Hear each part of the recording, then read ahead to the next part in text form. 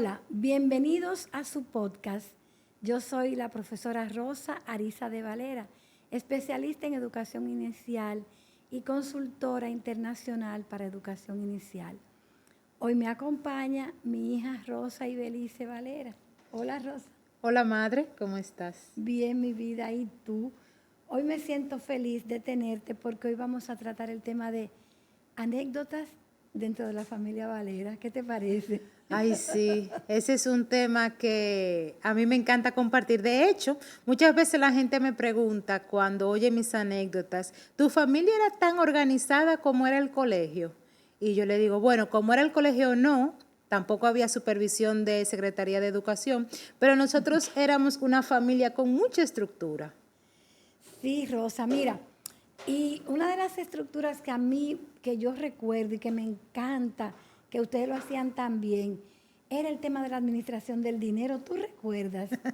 Sí, yo recuerdo que en casa los domingos se hacía una reunión donde se repartía, era un calendario en un folder, una cartulina, donde se ponían los oficios, los permisos y el dinero. Y a nosotros nos daban el dinero que se tenía, que cada quien iba a gastar por día. Mi primer semanal. Para una semana. Sí, mi primer semanal fueron 50 centavos y debió ser en el año 1985. Entonces era 10 centavos cada día. Excelente, porque era una manera de que se autorregularan en el gasto, que lo manejaran adecuadamente Y que se emprendiera. y que emprendieran porque definitivamente ustedes hacían negocios también. Se negociaba así con el semanal.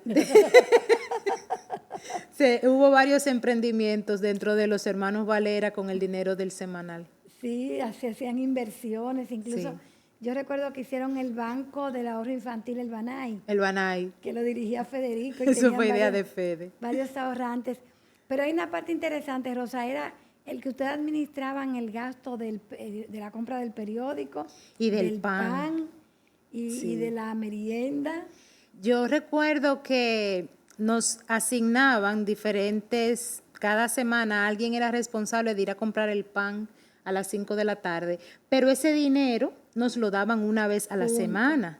Entonces, también hubo gente que no administró bien el dinero común, que era el del pan, por ejemplo, y el personal. Y hubo problemas y sanciones en la familia. Pero después de adulta, yo siempre he pensado, cónchole, qué bueno era eso que papi y mami hacían, porque eso te hacía aprender a administrar el dinero, tanto el tuyo como el de los demás, y la responsabilidad también, porque si tú no ibas a las 5 a la panadería, podía acabarse el pan, porque era una panadería en los Prados del Cachón. Una panadería casera. ¿Cómo se llamaban esa gente? Ellos eran unos vecinos, yo no recuerdo, y hacían un pudín de pan. Muy rico. Para mí sí, el mejor pudín de pan. Ahora el mejor sigue en la Kisairis, pero antes era ese. Entonces era una muy buena formación. Sí, desde luego, porque, y es lo que le queremos transmitir a los padres al comentar esto, es que la casa, así como el útero, es la primera aula del niño, donde aprende el niño a succionar, a bostezar y algunas cosas. En la casa, en los primeros años de vida, Rosa, se aprende lo que se va a manejar en la vida futura.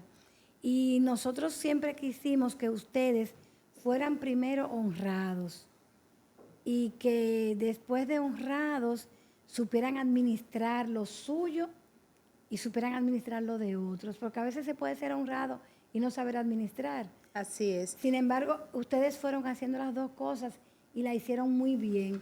La vez que alguien se gastó el dinero del pan de la semana, pues entonces tuvo su sanción de no ir a la playa ese fin de semana. Y otra cosa de la crianza Valera que también yo recuerdo era cuando dentro de los oficios que se repartían, yo comencé a aprender a cocinar. Yo tenía 11 o 12 años y yo reclamé que a mí no me podían poner igual oficios porque yo estaba aprendiendo con el libro Mujer 2000. Sí, Le regalamos su libro a los 10 años de edad. Hasta la habichuela yo la aprendí a guisar. Digo, sigo intentando guisar habichuelas bien, pero hasta el arroz blanco yo lo aprendí a hacer de ese libro. Y entonces yo me regué de que cocinar tenía que constar en el calendario de oficio, porque en el calendario estaba barrer el patio, esos patios del Cachón, que eran grandes con muchas matas, barrer el frente, lavar el baño, fregar. Oh, y yo estaba cocinando y yo no estaba en el calendario y no podía ser que el que cocine friegue. Entonces yo recuerdo que cuando se institucionalizó que cocinar constaba como oficio, que no costó tampoco, el primer reclamo quedó, Fede y Boli dijeron, nosotros también vamos a cocinar, pero que va, no aguantaron mucho. No. Y eso hizo que yo sé cocinar con recetas. Sí, yo no sé cocinar mucho porque tenemos que ser honestos, ¿verdad? Porque el podcast es con honestidad familiar. Es con honestidad, por supuesto que sí. Sí, ese no es mi fuerte. Pero lo hiciste siempre bien porque había otra cosa, y esto es para los padres. Cualquier cosa que Rosa hacía, cualquier receta que ella hacía de su libro Mujer 2000, su papá lo celebraba. Hasta las habichuelas. Aquellas primeras habichuelas que quedaron desabridas y duras, pero su papá dijo, estas habichuelas están muy buenas, las hizo mi hija. Y todos saboreamos aquellas habichuelas. Y Fede y Boli me hacían un bullying que gracias a Dios yo ya venía como... Nosotros estábamos preparados para el bullying desde siempre. Y yo recuerdo que a un locrio de sabrío ellos le echaron azúcar. Boli le echó azúcar. Para darle sabor. Y así no solamente promovió que yo aprendiera a cocinar, sino la creatividad para reparar mis comidas. Sí. Porque ellos hacían un show de quejas en lo que yo iba aprendiendo poco a poco. Y yo recuerdo en la bicicleta dar la vuelta corriendo en la rotondita, ir al colegio y preguntarte qué más hacía con tal cosa que no me estaba quedando. ¿Qué le he hecho? Y llamar a abuelita Rosa. Abuela, yo tengo una habichuela que no me saben a nada. Y abuelita Rosa me dijo, échale agrio de naranja. Y una pizca de azúcar al final. Sí, yo creo que la pizca de azúcar me la dijo Raúl, que vivía allá donde la abuela. Por supuesto. Entonces, aparte de la cocinadera y de esa forma de distribuir los oficios dentro de la familia Valera, otra cosa que yo recuerdo era la lectura. Sí. Las lecturas eran todas las noches del año entero. Las 365 noches había lecturas en la Casa Valera. Y para que la gente sepa, eran los años 80. En el sector El Cachón de la Rubia no había electricidad. No. Entonces en mi casa se leía con lámparas. Y uno se sentaba en la galería a hablar, como la casa y el colegio eran lo mismo. En la biblioteca del colegio, que era una biblioteca pequeña, estaban los libros de lectura y yo recuerdo siempre que en la casa leíamos. ¿Tú te recuerdas lo de que yo me iba a dar un curso? Sí, tú fuiste autodidacta muy temprano, Rosa, con la enciclopedia, mis primeros conocimientos. ¿Y tú recuerdas por qué fue que yo comencé a darme un curso la primera vez? Sí, oigan, ella quería aprender ballet, Rosa quería aprender ballet. Nos fuimos a Bellas Artes y allí no nos dieron ninguna explicación, sencillamente al final de hacer una fila bajo el sol. Larguísima, eso yo lo recuerdo. Cuando entramos nos dijeron, ella no califica, no la vamos a inscribir. Venga el año que viene. Pero yo quería una explicación y no había tiempo. Pero cuando ella llegó a la casa con ese entusiasmo, dijo, no mami, pero aquí está la enciclopedia, mis primeros conocimientos, yo me voy a dar el curso. Y buscó su enciclopedia. Entonces yo me aprendí las posiciones de la enciclopedia y después cogía un long plane que yo solamente recuerdo que tenía la tapa morada. Yo no recuerdo. Los Tijuana Brass. Entonces, ese era el único long plane con música instrumental. Entonces yo entendía que el ballet era música instrumental más hacer las posiciones que tenía la enciclopedia. Mis primeros conocimientos de ballet. Entonces, de tarde, si había luz, yo ponía mi música instrumental más mis posiciones del libro y yo arrancaba a bailar. Sí, y lograste muchísimo. Y una vez, cuando yo tenía como 9 o 10 años, papi me llevó al Teatro Nacional a ver mi primer espectáculo de ballet. Y yo recuerdo que yo quería que toda la familia fuera, pero no había dinero para que toda la Para familia todas las fuera. boletas, no. Y entonces yo tenía como un sentimiento de que no están todos, pero después recordé que a Fe Diaboli tampoco le iba a dar mucho gusto ir a ver ballet. Y me disfruté mi noche mágica. Era como, wow, el teatro y ballet. Entonces yo me daba, después de eso, como papi y mami daban cursos a profesores los sábados, y nosotros, Fede, Boli y yo, trabajábamos en invitar a la gente por carta y luego salir de madrugada para el Rubén Darío en el Conde. El Conde esquina 19 de marzo. Entonces ahí Fede cobraba, Boli y yo organizábamos las sillas, repartíamos el material. Entonces yo entendía que darse un curso era como sentarse a aprender algo Así mismo. y que para conseguir dinero había que darse cursos. Había que trabajar. Había que trabajar, porque después de salir del Rubén Darío comíamos bueno. Sí, sí. Íbamos al restaurante Mario a comer. Y se compraban cosas y se compraba pizza. Entonces sí, la verdad es que crecer en el entorno Valera Ariza tenía muchas cosas peculiares y a juzgar por los resultados formaron gente seria y trabajadora. Así es. Y eso es lo que animamos a los padres. La casa es el laboratorio de la sociedad. Lo que se gesta en la casa, lo que germina en la casa, es lo que va a la sociedad. Porque ustedes son buenos lectores, son buenos trabajadores, son alegres, resilientes, como que le buscan la vuelta a las cosas. Y ahora yo recuerdo que los viajes a Boca Chica cada 15 días. Había que ir a la playa, pero no había carro. Había que ir a la Duarte con París, o sea, salir del Cachón. Una trate del Cachón a la Duarte con París. En la Duarte con París. Una en expreso Boca Chica. Sí. En Boca Chica, un expreso hasta el Darío Contreras. Y en el Darío Contreras, una trate hasta la entrada del Cachón. Sí, y tenemos un recuerdo también que habla del sacrificio, la vez que papi se quemó en un motor, porque de la casa se salía en motor hasta la avenida y papi se quemó. Y uno como niño no entendía lo que duele una quemadura. Y papi como quiera hizo el viaje a la playa ese día, o sea, con la quemadura, con el calor, para no devolvernos para la casa. Sí, porque ya los niños tenían la ilusión. Y tú sabes que eso me hizo amarlo más, porque yo vi cómo él se aguantó el dolor de la quemadura para que ustedes disfrutaran de la playa, porque ya era un viaje quincenal a Boca Chica y no se suspendía por muchas cosas.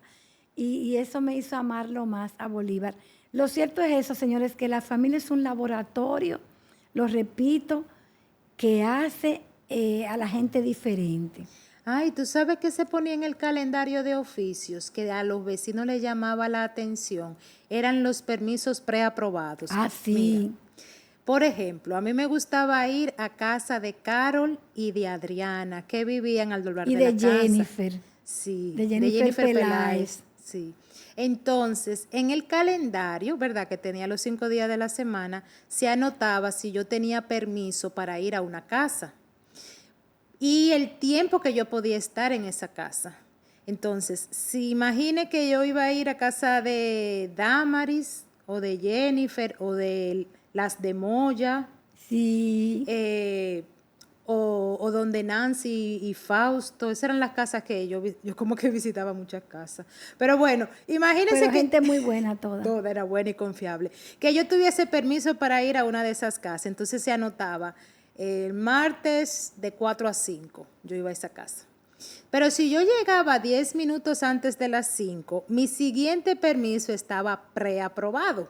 Por cumplir a tiempo. Por cumplir con el tiempo y no pasarme. Pero si yo me pasaba de las 5, el siguiente permiso estaba predenegado. Y yo siempre llegaba antes. Sí. Yo salía corriendo. Rosa, un sistema de autorregulación, ay, sí, obediencia y autorregulación, porque yo llegué a oír a Nancy decir, a chica no se le pasa la hora No, yo salía corriendo. para llegar a la casa a tiempo. Así mismo es, no Y había para teléfono. llegar antes. Y para llegar antes, para tener tu preaprobado de la semana siguiente. ¿Tú te imaginas cómo sería la sociedad dominicana con gente que se autorregule? Ay, pero hija, una tranquilidad mayúscula. Si nosotros tenemos este podcast, es para ayudar a la gente a que enseñe a los niños a autorregularse, porque no hubiera violencia. Y si hubiera amor por la lectura, no tuviéramos tanta gente hablando tan feo en la calle, con un vocabulario que hay que corregirlo. Entonces, precisamente este anecdotario es para que a nuestros teleaudiencia, ¿cómo se llaman los de nosotros, de los podcasts? A los televidentes del podcast les sirva. Los niños desde la cuna aprenden autorregulación, pero es así, de una manera sistemática. Yo recuerdo también el patio que cuando ustedes terminaban de jugar lo dejaban limpio. Sí. Federico hacía siempre como un búnker. Él era el guardián del campamento. Hicimos varias casitas fallidas. Sí, muchas casitas fallidas, pero recogían el material. Sí. El patio nunca quedaba revuelto, nunca quedaba sucio. Y el sucio que cogían en el juego. Era celebrado. Era celebrado porque era un sucio del trabajo del niño, del juego. Y se lo quitaban antes de entrar a la casa. Nunca tuvimos prohibido ensuciarnos. No, de ninguna manera, porque lo hacían jugando. Y además nosotros teníamos la lectura fija de Rabindranath Tagore, sí, que Tagore escribía y Gabriela Mistral escribían mucho a los niños. Sí. Y parte de las lecturas que hacíamos cuando ustedes entraban era esa. A mí me gustaría compartir Mala Fama de Tagore. Vamos, pero déjame terminar. Fue cuando tú dijiste del sucio, recordé una anécdota bonita y era subirme a la mata de mango, Minú, que era nuestra vecina de la Rotondita, querida, sí, donde Minú había 3 matas de mango, de mangos distintos. Entonces yo me ponía la camiseta sí, por dentro del pantalón, me subía a la mata y me iba echando los mangos así, hasta que se me hacía un círculo de mango y cuando yo bajaba de ahí, era como... Entonces, a sentarme a comer mangos como que no había un mañana. Pero también yo tenía toda la ropa manchada. Pero eso no importó nunca, la nunca mancha importó. De Entonces yo tenía la ropa manchada o de mangos, de donde Minú, o de bajar almendras, o de, ay Dios mío, ¿de qué era otra cosa que yo manchaba mucho? Cerezas. De lo que fuera. Entonces yo recuerdo sí que mi ropa así de jugar era alpargatas, que las sigo amando. Las bermuditas. Pantalones cortos y franelas bien manchadas. Sí, y esas manchas nunca fueron castigadas ni reprochadas porque eran la mancha del trabajo infantil, que es el juego. Sí. Y entonces, fíjense papás y mamás, cuando mis hijos entraban con el sucio del juego y las manchas, yo entonces les leía lo que Rabindranath Tagore escribió, que se llama Mala Fama, ¿lo recuerdas? Claro que sí. No les da vergüenza. Y le decía, ¿por qué lloran mis hijos? Porque los vecinos le decían, mira cómo van de sucio, ustedes verán a su mamá. Pero no, en mi casa eso no se tocaba. Esa era la ropa de jugar. ¿Por qué lloran mis hijos? Qué malos son, pues siempre los regañan sin motivo. Mientras escribían, se han manchado de tinta la cara y las manos. ¿Por qué? ¿Por eso los han llamado sucios? No, no lo son. ¿Cómo se atreven? ¿No les da vergüenza? ¿Se les ocurriría decir que la luna nueva es sucia porque tiene la cara negra de tinta? Los acusan por cualquier tontería, hijos míos. Siempre están dispuestos a destruir. Y eso es lo que la gente hace con los niños, al regañarlos sin motivo. El que un niño se ensucie jugando es como el mecánico se ensucia arreglando un carro. Y si el niño se ensució tumbando mangos, ¿por qué regañarlo? Claro. ¿Qué te parece, Rosa? Yo ¿Y cómo te caía incluso eso? Que yo le decía, A ellos debe darle vergüenza, no le hagan caso. Sí, yo recuerdo incluso esos versos que compara el sucio con las manchas de la luna. De la luna, y que por quién le va a supuesto. decir a la luna que está manchada. Exactamente. Igual que cuando el vestido se rasgaba al bajar de la mata, yo decía, pero ¿cómo se atreven? ¿Qué dirían de la mañana de otoño que sonríe a través de las nubes rasgadas? Sí. Nadie se queja de la naturaleza, no se quejen de los niños porque jugando se ensucien o rompan la ropa. Y además que yo pienso que a veces se ha confundido que el niño forma su autoestima cuando el papá lo apoya en todo. El niño forma su autoestima cuando usted acepta lo que su niño es.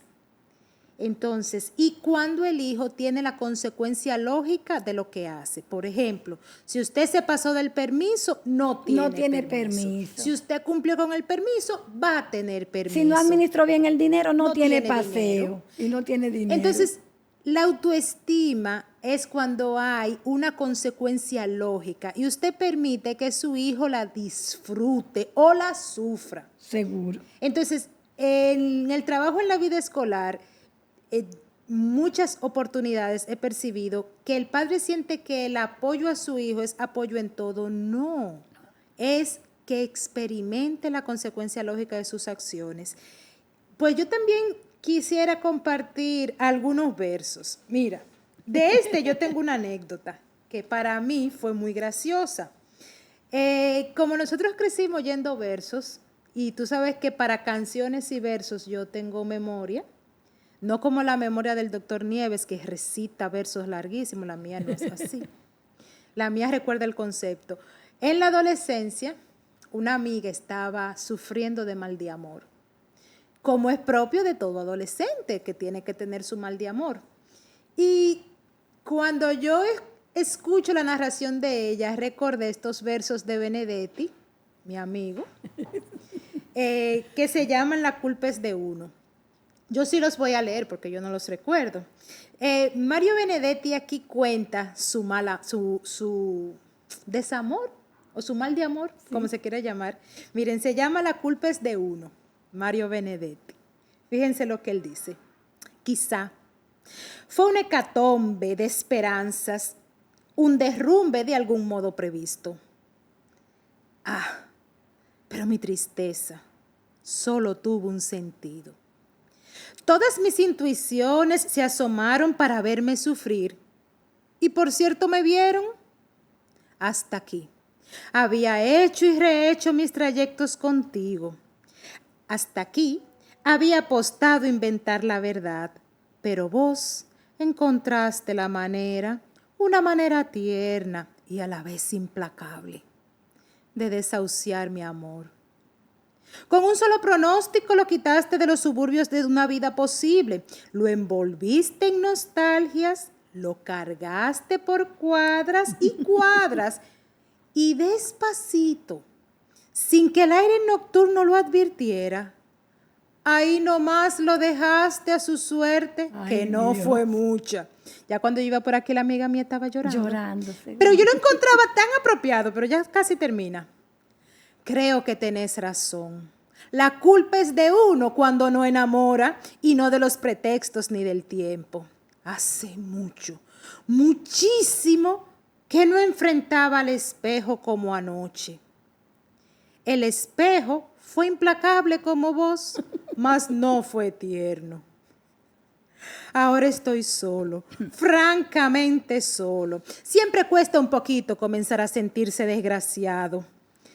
Antes de regresar a mis lobregos cuarteles de invierno, con los ojos bien secos por si acaso, miro cómo te vas adentrando en la niebla y entonces empiezo a recordarte. Eso no Ay, tu amiga se fue en llanto, seguro. Pero es una forma tan bonita de describir cuando usted se enamora solo. Solo, yo no le gusté, la culpa es mía. Ella me dejó. La culpa es de uno. Y la culpa es de uno. Sí. Y los adolescentes siempre nos enamoramos solos. Sí. Y aunque parezca como muy utópico, Si a ti te enseñan desde niño como a manejar tu frustración Que usted no le tiene que gustar a todo el mundo y que no siempre como usted quiere. y no como usted quiera. Y La cuan- vida es como es. Y usted su frustración la tiene que gestionar. Sí, vivir y salir de ahí. Normal. Entonces, y que no porque usted esté frustrado tiene que sufrir todo el mundo. No, su frustración no tiene que dañar al resto. Exactamente. Qué bueno, Rosa. Mira qué interesante. Pues mira, vamos a terminar con este que yo sé que te va a gustar mucho y que te recuerda a algo. A De ver. Gabriela Mistral. Ese es el mío. Sí, porque ahorita yo leí el del grupo, el Sí. de los tres. Pero Miedo de Gabriela Mistral. Y esto yo lo sentía de verdad. Cuando yo veía a mi hija jugando, yo lo sentía de verdad. Dice Gabriela Mistral, yo no quiero que a mi niña golondrina me la vuelvan. Se hunde volando en el cielo y no baja hasta mi estera. En el alero hace el nido y mis manos no la peinan. Yo no quiero que a mi niña golondrina me la vuelvan. Yo no quiero que a mi niña la vayan a hacer princesa con zapatitos de oro, como juega en las praderas. Y cuando llegue la noche, a mi lado no se acuesta. Yo no quiero que a mi niña la vayan a hacer princesa. Y menos quiero que un día me la vayan a hacer reina. La subirían al trono a donde mis pies no llegan. Cuando viniese la noche, yo no podría mecerla. Yo no quiero que a mi niña me la vayan a hacer reina. Yo quería a esa niña jugando ahí en el lodo, en la tierra, Con su alpargata. con y su ropa alpargatica manchada. llenecita de tierra. Entonces, papá y mamá, la eterna profesión del niño es el juego. No se interrumpe al niño cuando está jugando, porque su cerebro está haciendo conexiones neuronales muy importantes, está aprendiendo a resolver problemas, está enfrentando a enfrentarse a la vida.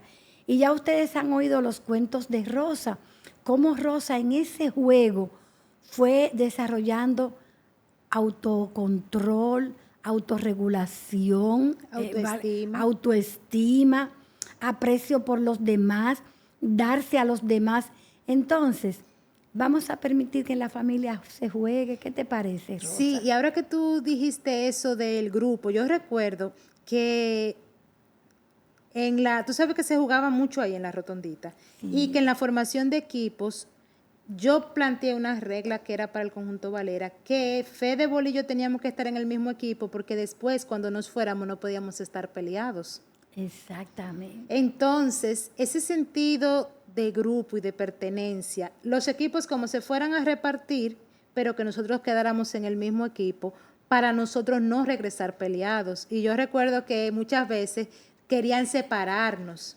Sí. Y yo no era buena en el básquet, pero al yo ser la hembra en el equipo de Fede y Boli, yo recuerdo un día que no sé cuál de los dos dijo, tú baja la pelota porque a ti no te van a dar. Y yo que no me sentía buena jugadora, o sea, yo sabía que no era buena jugadora. Ese día para mí fue bueno porque yo encontré mi valor al equipo. Mi aporte al equipo Exactamente. es que yo era la única hembra y a mí no me iban a dar. Entonces yo no encestaba nunca, pero yo sí podía bajar la pelota. Y yo recuerdo que siendo maestra, muchos muchachos yo les animaba a que busquen qué usted le puede aportar al equipo. Exactamente. Porque usted no siempre puede ser el que encesta. Exactamente, aunque sea darle el agua al jugador para que se refresque, es parte del equipo. Sí, pero yo quería jugar. Sí, Y pero jugaba. te digo, en el caso de uno que no pueda jugar, puede entonces hidratar a los compañeros. Sí, y si no puede correr, puede ser el que pita, el árbitro. Exactamente. Entonces, O el que anima, como hago yo yo en los juegos lo que hago es que animo. yo soy fan, tú eres fan. Yo le doy ánimo a los jugadores. Entonces, ese espacio para que los muchachos sean libres de encontrar sus estrategias, de manejar cuando no les va bien, de negociar, ese espacio hay que permitírselo, de no todo resolvérselo, de no todos los Exacto. conflictos. Porque ver a un niño en conflicto, ver a un niño llorando, a todos nos conmueve. Pero ese conflicto ese pique, ese llanto, tiene que ser el espacio donde él crezca. Es lo que le va a permitir crecer. Es como a la oruga, que no la podemos ayudar, porque si sacamos la mariposa de la oruga, la matamos. Entonces, eso pasa con los niños. Familias, nosotras esperamos haberle aportado hoy a la vida de familia como escuela, como laboratorio de la sociedad.